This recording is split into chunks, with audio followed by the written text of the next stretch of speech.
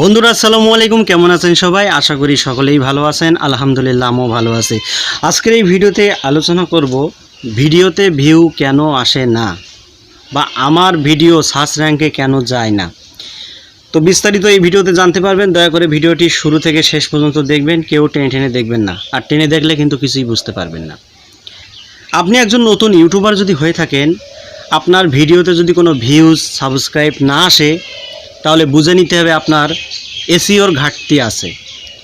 SEO মানে আমরা সবাই বুঝি সার্চ ইঞ্জিন অপটিমাইজেশন। এটা যদি না করা থাকে অবশ্যই আপনারা এটা করে নেবেন। আর এটা কিভাবে করবেন এই ভিডিওতে আমি আপনাদেরকে A to Z শিখিয়ে দেব। তো এর জন্য আমাদের ওয়াইটি স্টুডিও অ্যাপটি ওপেন করতে হবে। ওপেন করার পরে বাম সাইডে যে 3 ডট লাইন রয়েছে এখানে ক্লিক করব। এখানে ক্লিক করার পরে আমরা সরাসরি অ্যানালাইটিক্সে চলে যাব। অ্যানালাইটিক্সে আসার পরে রিচ নামের যে একটি অপশান রয়েছে এখানে আমরা ক্লিক করব। ক্লিক করার পরে একটু নিচে আসব। নিচে আসার পরে এখানে দেখবেন টপ ইউটিউব সার্চ। এখানে যে কিওয়ার্ডগুলো আপনারা দেখতে পাচ্ছেন এই কিওয়ার্ডগুলো কিন্তু সার্চ হচ্ছে ইউটিউবে।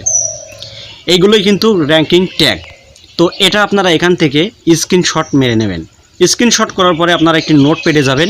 নোটপ্যাডে গিয়ে এই স্ক্রিনশটে যে কিওয়ার্ডগুলো লেখা রয়েছে সেইগুলো হুবহু আপনারা একটি নোটপ্যাডে লিখে নেবেন।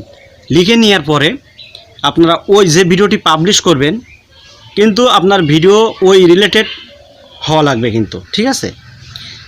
টপ সার্চের যে টাইটেলগুলো শো করবে ওই রিলেটেড আপনার ভিডিওটি হওয়া লাগবে, নাহলে কিন্তু কাজ করবে না।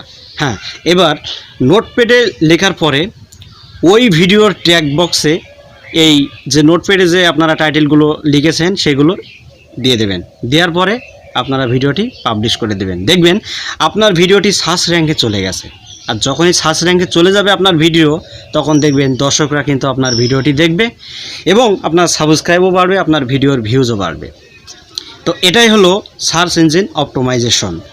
এটা যদি আপনারা টেকনিক খাটিয়ে ভিডিও আপলোড করেন তাহলে দেখবেন আপনার চ্যানেলে খুব দ্রুত সাবস্ক্রাইব ভিউজ বেড়ে যাবে। তো আজকের মতো এখানেই বিদায় নিচ্ছি। সবাই ভালো থাকুন। আর এখনও পর্যন্ত যদি আমার চ্যানেলটা সাবস্ক্রাইব করে না রাখেন তাহলে চ্যানেলটি প্লিজ আপনারা সাবস্ক্রাইব করুন। তো আজকের মতো এখানেই বিদায় নিচ্ছি। সবাই ভালো থাকুন। আল্লাহ হাফেজ।